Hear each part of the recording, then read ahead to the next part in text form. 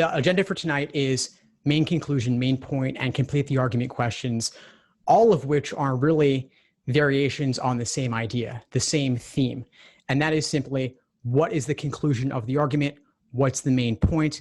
Occasionally, they will ask you to complete the argument, but these are all driving at the same general idea here. So these are closely related logical reasoning questions. Variations, main point, what's the main point? What completes the argument? What expresses the conclusion? All pointing to the same general idea here. This is a relatively easier kind of logical reasoning question. But at the same time, it's important to know how to articulate an idea, the main point, the conclusion, and some of the skills that you gain here, even though this is in a logical reasoning context, will still apply to reading comprehension as well. And I'm always talking about find the main idea in reading comp, find the main point there. In logical reasoning, it's typically a little bit easier to do, but it's important. And if you could do it here, then you're much more likely to be able to do it there in a tougher context. So I have this relatively early in the course because it's a simpler introductory kind of question. I think if it is a little bit closer to a gimme than something like parallel reasoning. And I would think of main point or main conclusion as being like an orientation question in logic games, but in the logical reasoning context. Like, you got to be able to do this if you're going to be able to do the tougher stuff. And these aren't always easy, of course. There are tougher versions of it, and we'll get into some examples of that in a few, but you got to start with this to get to the later stuff. So these are, again, some common question stems referring to these kinds of questions. And although complete the argument may be a little bit different because it involves filling in the blank, it's still generally looking for the conclusion as our main conclusion and main point questions. So how do I do these? You've got those key words and phrases, main conclusion, main point, logically completes, and you're looking for evidence and conclusion indicator words. They won't always appear. You might have only evidence indicators or only conclusion indicators or neither. And obviously the fewer indicators you have, the tougher it's gonna be. But it's worth slowing down, taking a moment to figure out the logical relationship between the two parts. Which part supports the other part? And overall, you're looking for that general main point, the main idea, the reason the author went about making this argument in the first place. Now, the drills. This is really what I have in mind for us to cover tonight is simply a bunch of drills. So this is obviously a very simple, easy drill. Steve didn't go to law school because he got too obsessed with the LSAT. Simple argument here. There's an evidence indicator, but no conclusion indicator. What's the conclusion of this argument? Anybody want to unmute yourselves and just share? Steve didn't go to law school. Perfect. And what's the indicator word we have here? I don't think there is an indicator word, right? Is it because? Yeah, perfect. So because is the indicator giving us evidence. So whatever immediately follows that evidence indicator, because, is going to be our evidence, and then whatever's left is going to be the conclusion. So simple example. It obviously gets tougher than that. Let's look at another one here. The reason people's allergies worsen when they move to Cincinnati is that the pollen count in Cincinnati is higher than almost anywhere else in the surrounding area. So not really a whole lot of clear indicator words here. Obviously a longer argument, a longer stimulus as well. Can anyone tell me what a potential indicator phrase might be for this one? Reason. Excellent, nice. So the reason X happens is that. So everything, the reason people's allergies worsen when they move to Cincinnati, that you could cut all of that out and just say, the reason is that the pollen count in Cincinnati is higher than almost anywhere else. So the reason is that blah, blah, blah is telling us why people's allergies worsen. So what's the overall conclusion here?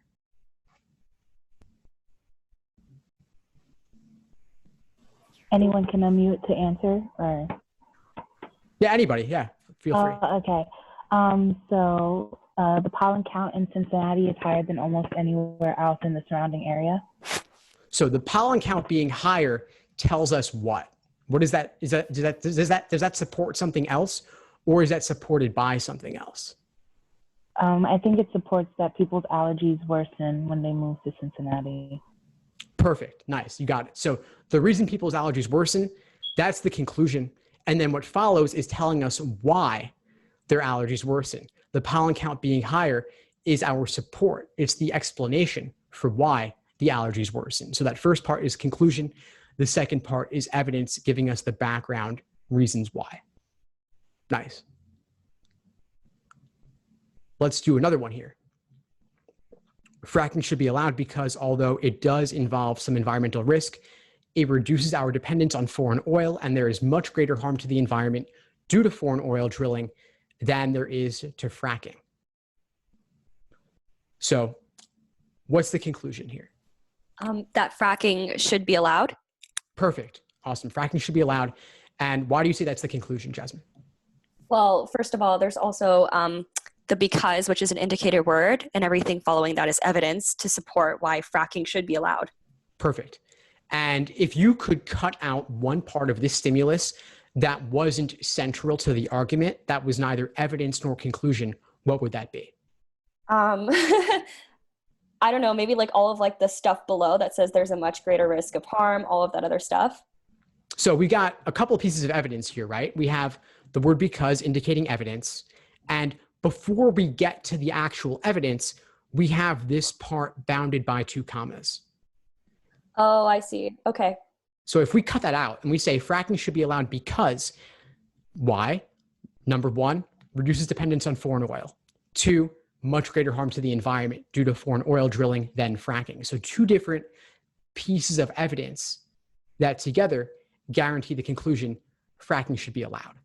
So that part between the commas is not the direct part that should follow the because. It's really a parenthetical statement. And what role is this phrase here playing? It's a filler. Yeah, it's a filler. It's a filler. And what else is it doing? Does it describe? Yeah, it's describing, it's giving some background. It's a counter premise.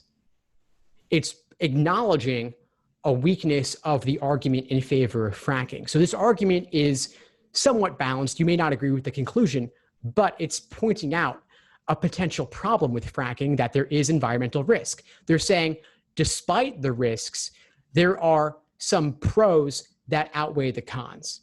So this is like what you would want to do on the LSAT writing sample. You want to give a well-reasoned argument that acknowledges the pros and cons of the side that you choose. This is not a super extreme argument saying fracking is the best thing ever. There are no downsides at all. They're saying there's a potential problem with it, but they're dismissing that problem in favor of the 2 pieces of evidence stated: reduces dependence on foreign oil and greater harm due to foreign oil drilling than due to fracking. So this part bounded between 2 commas, you could chop that out and the argument would still flow pretty smoothly. And yeah, I do think, Fabiola, that this is trying to trick us or distract us in some way. Anytime you have filler that's not core to the argument, it's cluttering things up. And overall, a counter premise, is it really entirely filler? I couldn't say that it serves no role at all. It's there for, it plays a role in the argument, but if you want to boil the argument down to its core, simply evidence conclusion, then that statement I called parenthetical kind of gets in the way. And so I would chop that out maybe. I would, if it were on the paper LSAT, I would cross it out with a pen.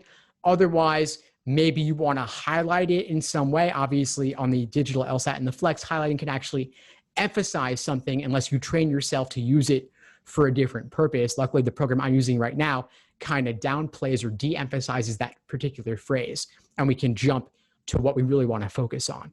But chopping out information that you don't want to focus on can be really useful to help you really just get down to what matters here. So conclusion, fracking should be allowed. Evidence, reduces dependence on the oil, and there's greater harm to the oil due to the oil than due to fracking. So conclusion is what's immediately before the word because. Let's look at another one here. No one living in Pompeii could have survived the eruption of Mount Vesuvius. The reason is simple. The lava was flowing too fast and there was nowhere to go to escape it in time. Therefore, this account of the eruption, which claims to have been written by an eyewitness living in Pompeii, was not actually written by an eyewitness. What's the overall conclusion here? It's the no one living in Pompeii could have survived the corruption of Mount Vesuvius, even though maybe you could say there is a word therefore. So the conclusion might come after that, but it doesn't. The information given does not really encompasses everything that the author talks about, I think. That's a good point there. So you pointed out a conclusion, the first sentence, but then you acknowledged that the word therefore kind of raises a question as to, is there more than one conclusion and which one is the true main conclusion? So there's some complexity here. This is definitely a tougher argument than the ones we've previously looked at. Anybody else want to share their thoughts on this one? That it was not actually written by an eyewitness. Nice. And Jasmine also points out in the chat, she thinks there's more than one conclusion. Yeah, so anybody else want to share thoughts as to which one it is? I think it's just one conclusion, and I'll have to agree that was not actually written by an eyewitness. Nice, excellent. So it is, in fact, that final sentence. Therefore, this account of the eruption claimed to be written by an eyewitness was not actually written by an eyewitness. So conclusion, it was not written by an eyewitness. And we don't even get to the fact that there is a particular account in question here or the eyewitness till the final sentence. So this particular paragraph as a whole there's a larger context that we're not being given here. So this would actually be an example that's maybe better for reading comp than for logical reasoning, but I threw it in anyway because it's a complex argument. We've got primary evidence, sub-conclusion, then main conclusion being the final sentence. So they're under no obligation to give us things in any particular order. This is, again, sub-conclusion first, then evidence, then main conclusion. No one living could have survived because the lava was flowing too fast. You couldn't escape it in time. So for that reason, overall, this account of the eruption, which is claimed to be by an eyewitness, could not possibly have been written by one because they probably would not have survived the eruption if they'd been around to see it. We've got Jasmine sharing here in the chat, no one living in Pompeii could survive, therefore, claims were not written by an eyewitness. Perfect, exactly. So second sentence, then first sentence, then final sentence is the order I would go for evidence, sub-conclusion, main conclusion. Each part subsequently supports the following parts. Steve, just for further clarification, you have to take everything for certain in this, or you have to take everything as true in the stimulus. So assuming here would land you into trouble that there can be multiple conclusions. Would that be correct to say? Yeah, so for a main conclusion question, our job is not to challenge anything here in the stimulus. We're not problematizing this argument or looking for gaps or looking for flaws. That's not our task here. For anything that's an inference kind of question, or we're simply describing something here, we're not looking to poke holes in this. So I would take everything here as given. And each part is supporting another part. Like I said, are there potential gaps here in some way? Maybe. I don't see this as being fundamentally flawed, but even if I did, that's not the task that we have to do here. Our job is simply to recognize there's a sub-conclusion, there's evidence, and there's a main conclusion, and to recognize that that first sentence is actually supporting the final sentence. Because nobody could have survived, then eyewitness accounts couldn't actually exist, period. That's really what they're getting at here. Does that address your question? Yes, thank you. Yeah, of course. Nice. All right, let's look at another one here. Another drill. Albert and Caroline like to go for runs in the afternoon in Hyde Park. Since Albert never runs alone, we know that anytime Albert is running, Caroline is running too. But since Albert looks like he has just run, since he is panting hard, it follows that Caroline must have ran too. So this one doesn't have a ton of obvious indicators, but it does have a few. What's our conclusion indicator here?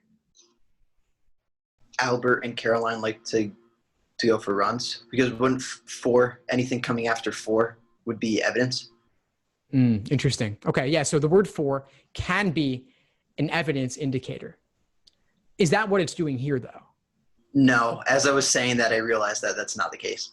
Yeah, so the word for could be an evidence indicator, but here it's just clarifying what they like to go do.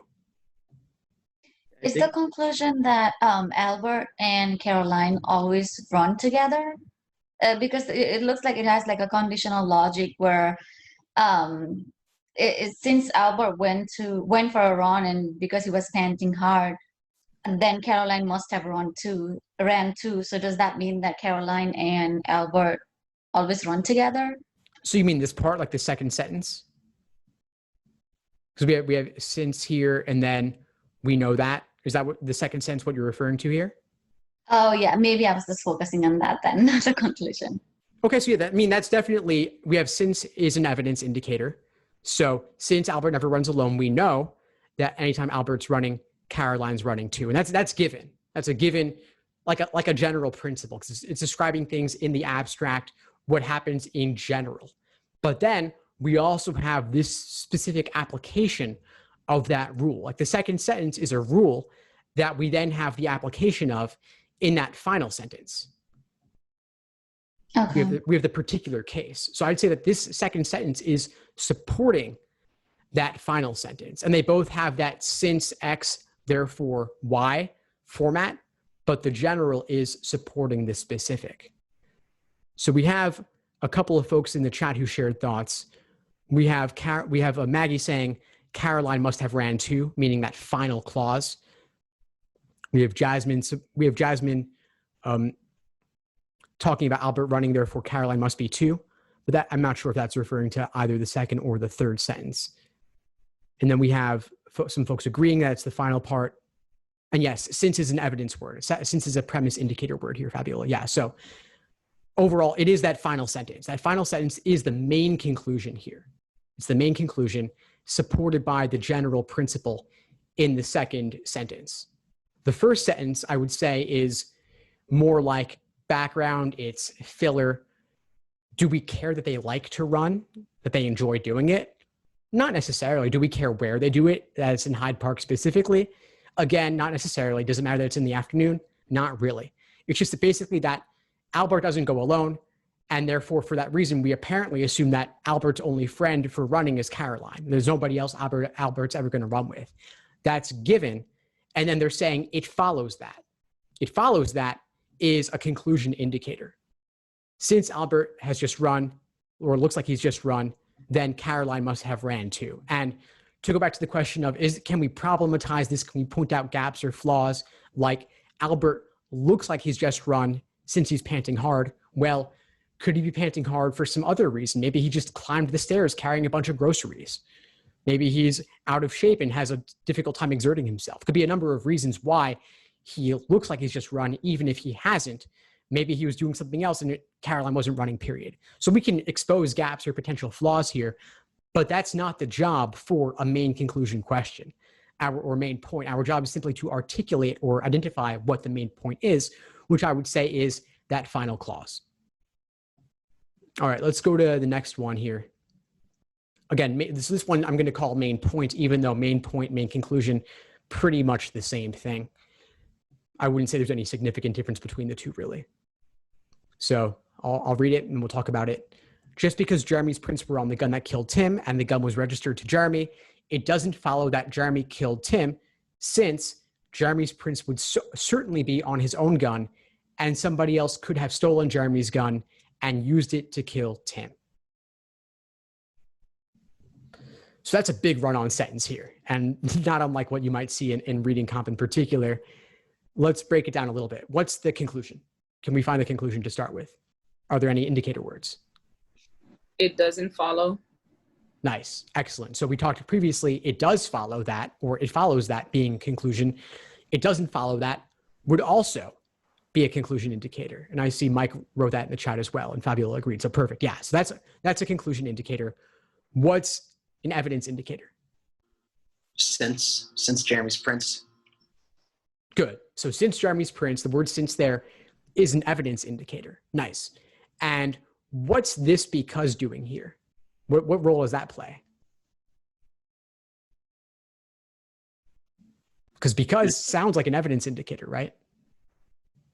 So this one's a little bit trickier. So they're saying just because, and that just adds some kind of context in the form of tone that tells us because might be evidence, but just because means that alone shouldn't necessarily tell us something else. So we've got a lot of circumstantial evidence here is what they're saying basically. Just because the prints were on the gun and the gun was registered to Jeremy, that alone doesn't give us enough reason to think Jeremy killed Tim. So they're actually de-emphasizing that first clause. They're saying this is counter premise. They are explaining, as you're saying, Rosetta, they are explaining, but they're downplaying that and saying, just because it was that stuff is the case, we can't automatically assume Jeremy killed Tim. And then that final since is telling us why that information in the first clause, in that counter premise alone isn't enough to guarantee Jeremy killed Tim. So first sentence is counter premise, everything in the first two lines, counter premise. Background that we are then dismissing and saying, isn't that big a deal? Then the third line, it doesn't follow that Jeremy killed Tim, is the main point or the main conclusion. And then the since in line 4 is indicating the primary or really the only evidence supporting the main conclusion. The first statement was counter premise, evidence that goes against the conclusion that we're ultimately downplaying or even dismissing. So as Maggie wrote, Jeremy killed Tim is the main conclusion. And it doesn't follow that is the indicator word, the indicator phrase, supporting or indicating that conclusion. Tough one. Any questions on this one?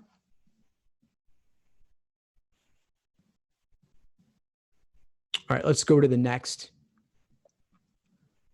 There was somebody in this cabin recently because there was warm water in the tea kettle and because there was wood still smoldering in the fireplace. But the person couldn't have been Tim because Tim has been with me the whole time. Therefore, there must be someone else in these woods. So what's our main conclusion? Anybody have an idea? There must be someone else. Nice, nice, excellent. So indicated by therefore. So final sentence is the conclusion, indicated by therefore. What's our evidence? Jasmine saying there must be someone else in these woods, and Fabiola said there was someone in this cabin recently.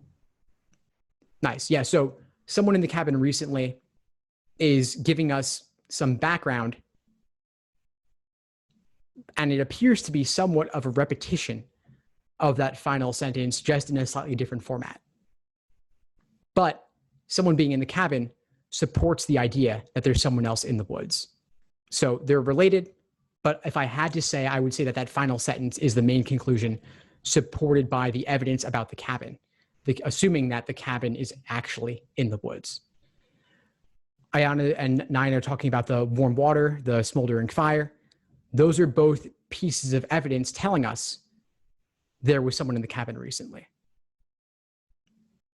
Then the stuff about Tim in particular, it's dismissing Tim as being the person in question, opening us up to there being somebody else. So I'd say this sentence about Tim is dismissing the idea that it could be Tim, and then someone else being in the cabin, someone being in the cabin recently tells us there's somebody in the woods, period. If that person is not Tim, then together, somebody else. I see Carney writing in the chat, there couldn't have been someone with me the whole time, so someone else must have been Tim. Carney, do you want to elaborate? Yeah, what I meant was since the person couldn't have been Tim because he was with the speaker the whole time, there must have been someone else in the woods. I felt like they inferred that there must be someone else because it couldn't have been neither the speaker nor Tim. Yeah. Combined with the first sentence. Mhm.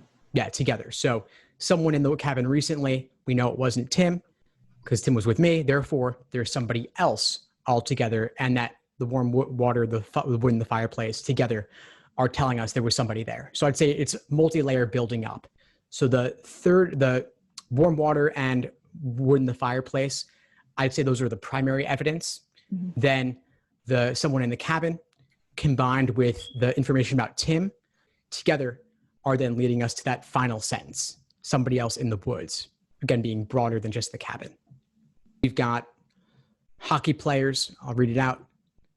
Since all professional hockey players are missing front teeth and Martin is a professional hockey player, it follows that Martin is missing front teeth. And since almost all professional athletes who are missing their front teeth have false teeth, it follows that Martin probably has false teeth.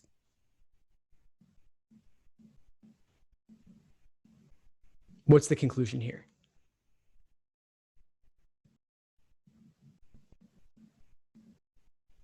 Martin probably has false teeth. Yeah, perfect. You all got it. Yeah, I see a couple folks in the chat wrote that as well. Yeah, so it just builds and builds and builds bit by bit. And each part is following the subsequent part. So that one's really not too bad, I'd say. You all got it. So complete the argument is a type where you typically have something that's left open-ended that hasn't yet been filled in, and it's your job to fill it in. And it could be conclusion, could be evidence, but more often it's conclusion that you're looking to fill in. So some people on Earth are aliens in disguise. This is a fact that was unearthed by the CIA in 1947 at Roswell and carefully covered up. John, your reclusive neighbor, has a fascination with UFOs, secretively tinkers with machines in his garage, and allegedly abducted a cow once. Therefore, John blank. Is an alien. Yeah. Yeah. So that is the most likely conclusion based on everything above. Is it guaranteed 100%? No, but it's what they're building up to. So this could be fill in the blank. This could also be a most strongly supported question, something that's incredibly likely to be the case, maybe not 100% guaranteed, but a reasonable assumption that you could make. So that's what's going on here. That's what's going on here. It's just what the evidence is leading us to what we're building up to. Nice. Anyone have questions on this one? LSAT is not going to write anything like this, I guarantee you. All right, and the next and last. Everyone who lives on Earth lives in the solar system. Everyone who lives in the solar system lives in the Milky Way galaxy. Therefore, everyone who lives on Earth, blank.